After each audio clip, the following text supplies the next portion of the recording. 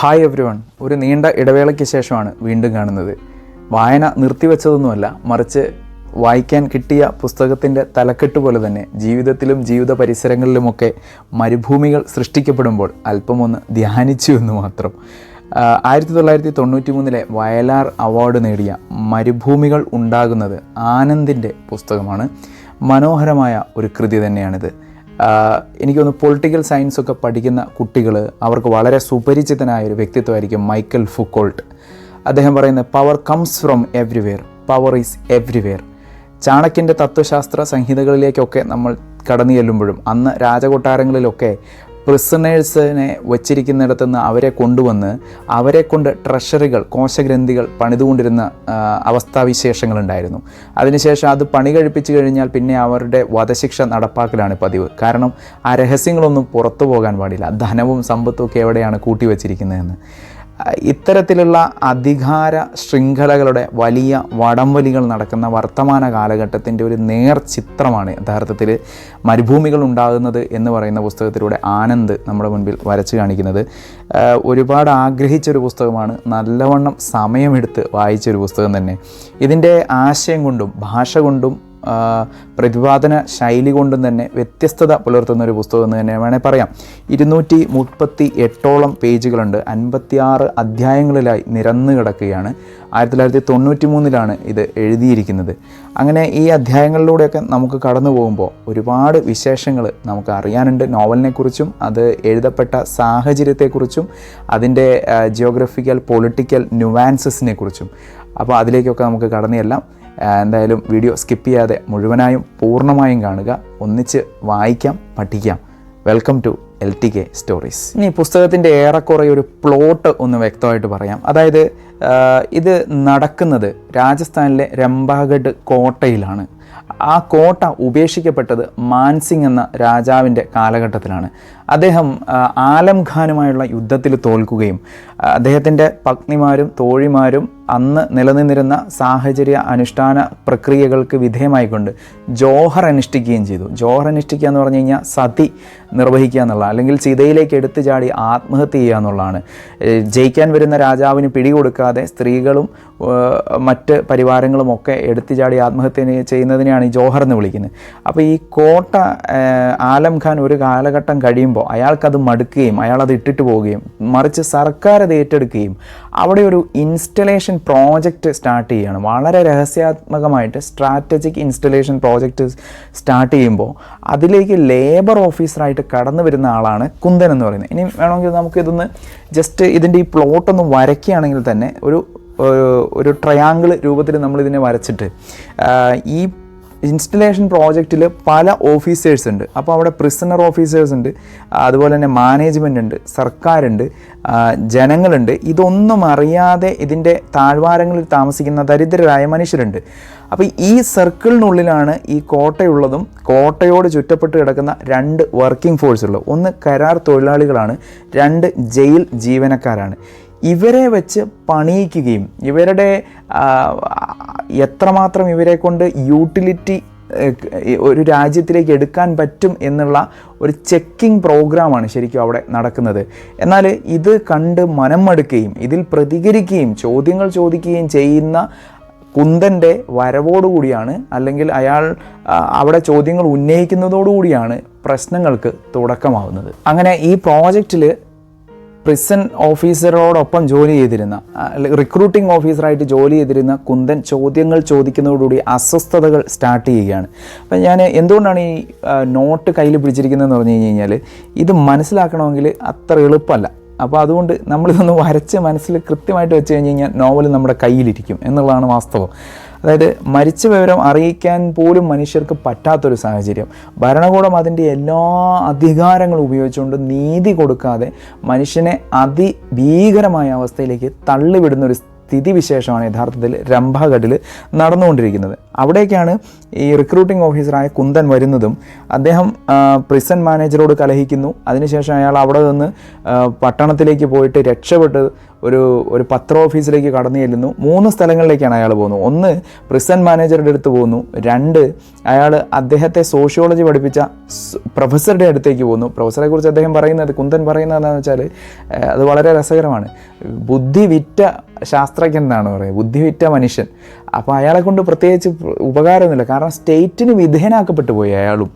അതിനുശേഷം അയാൾ പത്ര ഓഫീസിലേക്ക് കടന്നു ചെല്ലുമ്പോൾ അവിടെ അയാൾ വളരെ ഭീകരമായൊരു സത്യം തിരിച്ചറിയുകയാണ്. കാരണം ഈ പത്ര ഓഫീസ് പോലും, അതായത് അധികാര ദുർവിനിയോഗത്തിനെതിരെ ശബ്ദിക്കേണ്ട, ശബ്ദമാകേണ്ട പത്രം പോലും, മാധ്യമം പോലും അതിൻ്റെ ധർമ്മം നിറവേറ്റാതെ കുന്ദനെ ജയിലിലടയ്ക്കുന്നതിന് പണിപ്പെടുകയാണ് ചെയ്യുന്നത്.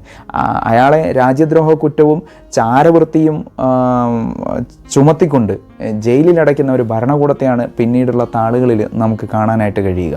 ഇനി ആനന്ദ് ഈ നോവൽ എഴുതാനുണ്ടായ ഒരു സാഹചര്യത്തിൻ്റെ വിശേഷണം നമുക്കൊന്ന് കേട്ടു നോക്കാം. അതായത് 70-80 കാലഘട്ടങ്ങളിൽ അദ്ദേഹം ആദ്യം പട്ടാളത്തിൽ ചേർന്നിട്ട് പിന്നീട് അവിടുന്ന് പുള്ളി എൻജിനീയർ ആയിരുന്ന കാലഘട്ടത്തിലൊക്കെ താൻ കടന്നു പോകേണ്ട, തൻ്റെ കൺമുന്നിൽ കാണേണ്ടി വന്ന അസ്വസ്ഥതകളെ അദ്ദേഹം വളരെ വ്യക്തമായിട്ട് ഹൃദയത്തിൽ കൊണ്ടു നടക്കുകയാണ് ആദ്യ കാലഘട്ടങ്ങളിൽ.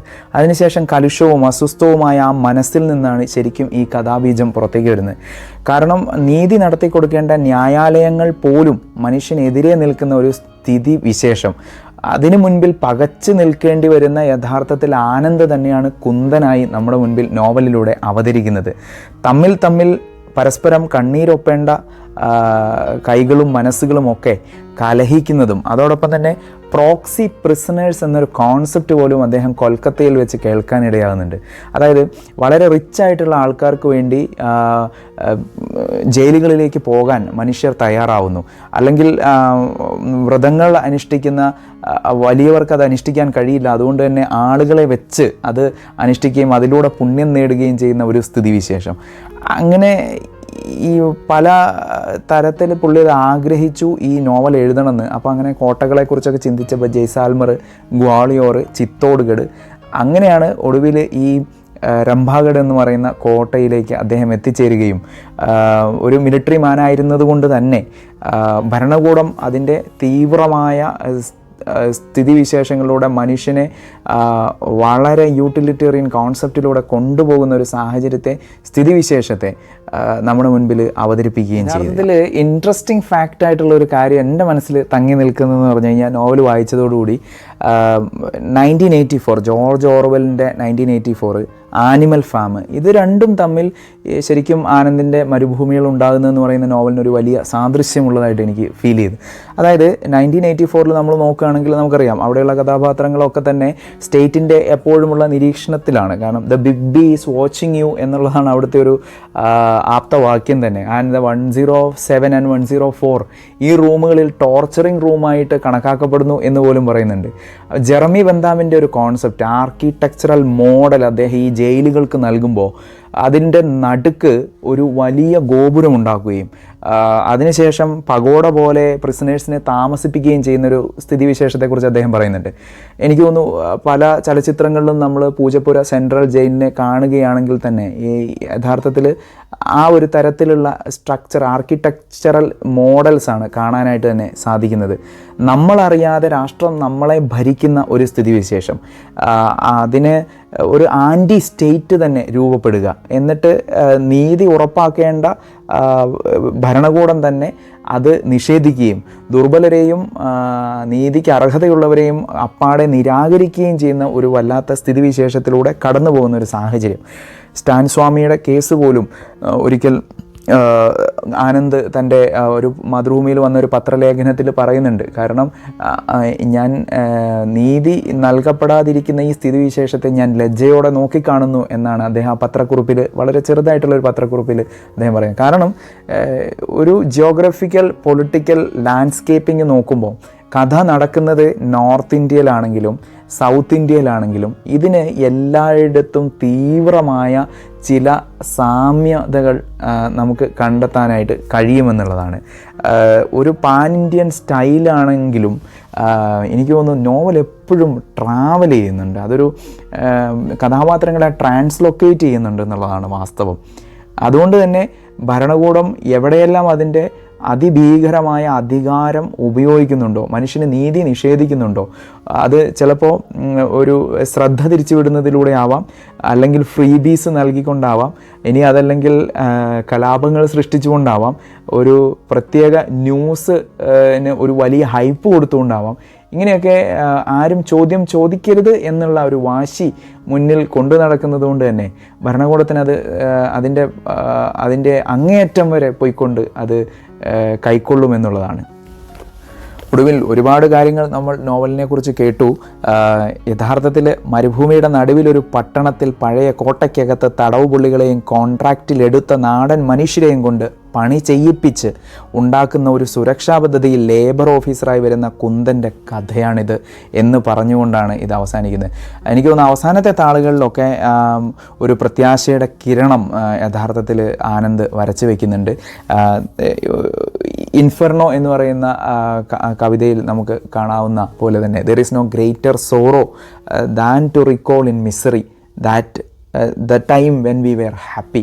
അതായത് നമ്മൾ സന്തുഷ്ടരായിരുന്ന, നമുക്ക് സന്തോഷമുണ്ടായിരുന്ന ആ നിമിഷങ്ങൾ ഇപ്പോൾ നമ്മൾ ദുഃഖത്തിലായിരിക്കുമ്പോൾ ഓർത്തെടുക്കുന്നതാണ് ഏറ്റവും വലിയ ദുഃഖം എന്നുള്ളതാണ്. അതായത് അപ്പോൾ അങ്ങനെ നോക്കുമ്പോൾ ഒരു ഇൻ്റലിജൻസ് ഗാർഡ് പറയുന്നത് തന്നെ ഒരു കത്തെഴുതിയാൽ പോലും അതിനെ നോക്കുന്നത് വളരെ ഡൗട്ടോടു കൂടിയായിട്ട്, അല്ലെങ്കിൽ ശ്രദ്ധ തിരിച്ചുവിടാൻ വേണ്ടിയിട്ട് ഉടനെ അയാളെ അറസ്റ്റ് ചെയ്യുകയും ജയിലിൽ കൊണ്ടുപോയി ഇടുകയും ജാമ്യം പോലും കൊടുക്കാതിരിക്കുകയും ചെയ്യുന്ന ഒരു സ്ഥിതിവിശേഷം.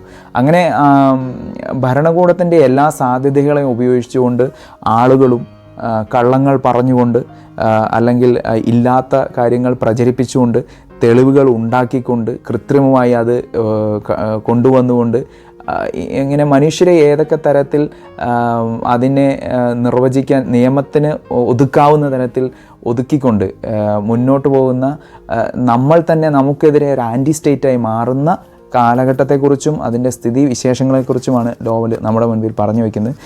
അത്ര ഈസി അല്ല നോവൽ. അതുകൊണ്ട് വായിക്കുമ്പോൾ ഞാൻ ഈ പറഞ്ഞ പോലെ നമുക്ക് ഈ പ്ലോട്ടൊക്കെ ഒന്ന് വരച്ച് ഈ പേരുകളും ഇതാണിതിൻ്റെ തന്തു എന്നൊക്കെ മനസ്സിലാക്കിക്കൊണ്ട് നമ്മൾ മുന്നോട്ട് വായിക്കുകയാണെങ്കിൽ നമുക്ക് വായിക്കാനൊക്കെ തന്നെ കൊള്ളാവുന്ന ഒരു നോവൽ തന്നെയാണ്.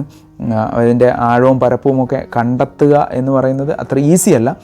അതിൻ്റെ ഒരു കൃത്യമായൊരു മലയാളിത്തമുണ്ടോ, അല്ലെങ്കിൽ നമ്മൾ പറയുന്ന ഒരു ചാരുത, ഒരു ഭംഗി, ഇപ്പോൾ ഉറൂബിൻ്റെ ഉമ്മാച്ചു വായിക്കുന്ന പോലെയോ എസ് കെ പൊറ്റക്കാടിൻ്റെ ഒരു ദേശത്തിൻ്റെ കഥ വായിക്കുന്നത് പോലെയോ അത്ര ഈസി ആയിട്ട് അങ്ങോട്ട് വായിച്ച് തീർക്കാൻ പറ്റുന്ന ഒരു നോവലും അല്ല ഇത്. അതുകൊണ്ട് അതിന് സമയം കൊടുത്തുകൊണ്ട് തന്നെ ഒന്ന് എഴുതി വെച്ചൊക്കെ വായിക്കാൻ ശ്രമിച്ചാൽ മാത്രമേ ഇത് നമുക്ക് മനസ്സിലാവുകയുള്ളൂ. എന്നാലും നല്ലൊരു വായന അനുഭവം ഇതിലൂടെ കിട്ടുകയുണ്ടായി. നമുക്ക് മറ്റൊരു വീഡിയോയും അതുപോലെ തന്നെ പുസ്തകത്തിൻ്റെ വിശേഷങ്ങളുമൊക്കെ ആയിട്ട് വീണ്ടും കാണാം. Till then take care. Bye bye.